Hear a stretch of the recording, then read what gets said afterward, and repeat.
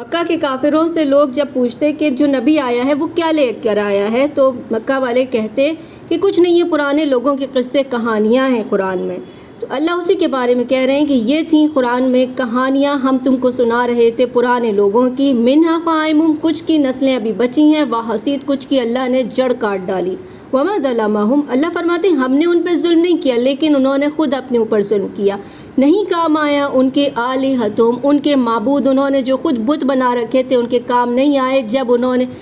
جن کو وہ پکارتے تھے اللہ کے سوا، جب اللہ کا حکم آ گیا، یعنی جب ان پر عذاب آیا تو ان کے کوئی معبود ان کو بچانے نہ آیا، بلکہ ان کے عذاب میں اور بڑھوتری ہو گئی، ان کی وجہ سے ان کی زندگی اور ہلاکت میں آ گئی۔ کذالک اخذ ربک، اسی طرح پکڑ آتی ہے تیرے رب کی بستیوں پہ جو ظلم کرتے ہیں۔ ان اخذ علیم شدید، جو بہت خطرناک ہے، دردناک اللہ کا عذاب آتا ہے ایسوں پر۔